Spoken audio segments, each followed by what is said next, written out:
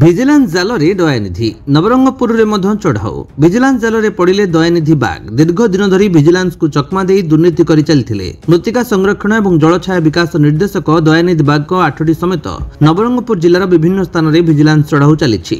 ଆୟ ବହିର୍ଭୂତ ସମ୍ପତ୍ତି ଠୁଳ କରିଥିବା ଅଭିଯୋଗ ରହିଛି। ଦୟାନିଧି ବାଗ ବର୍ତ୍ତମାନ ମୃତ୍ତିକା ସଂରକ୍ଷଣ ଏବଂ ଜଳବିଭାଜିକା ବିକାଶ ଓଡ଼ିଶାରେ କର୍ମରତ। ଓଡ଼ିଶା ଭିଜିଲାନ୍ସ ଓ ଅନ୍ୟାନ୍ୟ ସହାୟକ କର୍ମଚାରୀଙ୍କ ନେତୃତ୍ୱରେ ଏକକାଳୀନ 8ଟି ଘରେ ତଲାସ କରାଯାଉଛି। ଭିଜିଲାନ୍ସ ତାଙ୍କ ଜନ୍ମସ୍ଥାନ କଳାହାଣ୍ଡି ଘର କୁପାଗାଁଓ ଗ୍ରାମ, ତାଙ୍କ ଶ୍ୱଶୁର ଘର କଳାହାଣ୍ଡିର ବିକ୍ରମଗୁଡା, ଭୁବନେଶ୍ୱରର ଗୋଠପାଟଣା ସ୍ଥିତ ମହାନଦୀ ଆପାର୍ଟମେଣ୍ଟ, ଚନ୍ଦ୍ରଶେଖରପୁରର ଘର, ଶ୍ରୀ ବାଗଙ୍କ ଅଫିସ ଚାମ୍ବର, ନବରଙ୍ଗପୁର ଜିଲ୍ଲା ଅନ୍ତର୍ଗତ ମାଝିଗୁଡା ଛକ ନିକଟରେ ପଡାଲଗୁଡାରେ ଭାଟିକୋଟରେ ଥିବା ନିର୍ମାଣାଧୀନ କୋଠା ଥିବା ଘରେ ଚାଲିଛି ରେଡ୍। ନବରଙ୍ଗପୁର ଘରଗୁଡ଼ିକରେ ଭଡାରେ ଲାଗିଛି ବୋଲି ବର୍ତ୍ତମାନ ସୁଦ୍ଧା ଖବର ମିଳିଛି। ଚାକିରି କାଳ ସମୟରେ ଦୟାନିଧି ବାଗ କୋରାପୁଟ ଓ ରାୟଗଡ଼ରେ କାମ ନ କରି ସରକାରୀ ଅର୍ଥକୁ ଆତ୍ମସାତ କରିଥିବା ନେଇ ଭିଜିଲାନ୍ସ ନିକଟରେ ଅଭିଯୋଗ ରହିଥିଲା। ବିଶେଷ କରି ରାୟଗଡ଼ା ଜିଲ୍ଲାର କାଶୀପୁର ଅଞ୍ଚଳରେ ବ୍ୟାପକ ହେରଫେର ହୋଇଥିବା ନେଇ ଭିଜିଲାନ୍ସ ନିକଟରେ ଅଭିଯୋଗ ହୋଇଥିଲା।